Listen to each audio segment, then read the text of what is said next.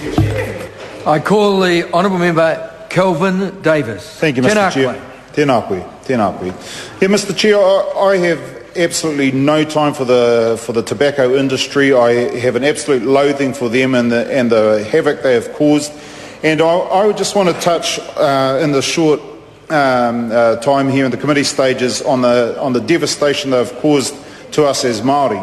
Now, I think of my two uncles, my Uncle Hou Davis and my Uncle JJ Johnson, who died 10 years ago in their early 70s, and they both died of lung cancer. They were both smokers, probably from the age of about 7 or 8. So they had close to 60 years, I guess, of smoking. Now, what their premature deaths have done have robbed us in our hapu of probably 10, 15 years of their knowledge, their language, and their understanding of Te Reo Māori and culture. And it's left people like myself. I will narrow it down slightly soon, Mr. Chair, but it has meant, and I think it's really important, it has meant that people like myself have been left in that role to cover the role that they once covered, woefully inadequately prepared for that task. And so it's had a devastating effect on us as Māori, on our culture, on our language. And so any move that will remove the incentives or tobacco displays from shops, from sponsorship, I applaud. And I don't care who dreamed up the idea 30 or 40 years ago or who carried it through.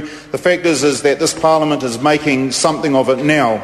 And that's what's most important, because we can't afford to carry on for another 10, 15, 20 years of providing these incentives. Every time you walk into a dairy or a service station, there's the power wall of tobacco products on display, and it makes it so easy for children to come in. Instead of looking at lollies and that, which are bad enough in themselves, all they can see is a big power wall display of tobacco products, the colourful packages, the names that are meant to excite them and entice them, such as, I think one brand was Holiday or something like that, and it's meant to appeal to young teenage girls. Slim is another one.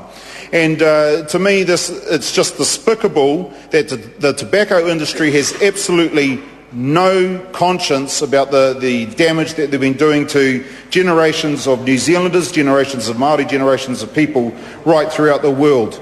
Mr. Chair, I just want to go back to something a story that was told during the tobacco inquiry, and I do have to say as well, and acknowledge Hone Harawira, who drove that tobacco inquiry and the work that he did. And I have to just add this plug. It's amazing what he can do when he works within the system. He's actually very, very effective, instead of railing against it all the time. But Mr. Chair, there was a story about a family who went to hospital because their mum, their nana was dying of cancer in the hospital as a result of smoking. This whānau, because of... Order. There's a debate going on between two members who don't have the floor. I call the Honourable Kelvin Davis. Mr. Chair. Because of the stress that this family were under, nursing their mother as she was dying, they had to go out and have a cigarette themselves. They went outside and sat on a bench that had, this was a smoke-free park bench, this was in the hospital grounds, and they sat there having a cigarette. Now, right next to that park bench was the maternity ward, and there were pregnant mothers coming out and sitting on that same bench having a cigarette with these people.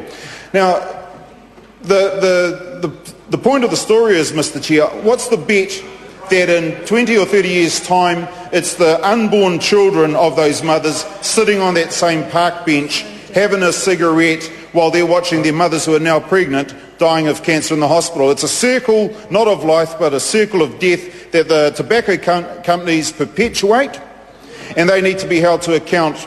And the way to hold them to account is to cut their profits, and the way to cut their profits is to make smoking less attractive, and this is one of the steps that we're taking, that this Parliament's taking, to remove those power displays, to remove sponsorship, so that there's not the incentive for, as I say, for young kids when they go into dairies or service stations to see those tobacco displays. So, Mr. Chair, I just acknowledge everybody who has brought this bill to the House, who's got it to this stage here. we're actually sending a message to the tobacco companies that we're not going to tolerate their insidious product. That hopefully, Mr. Chair. Call the honourable member Chris Tremaine. I move that the question be now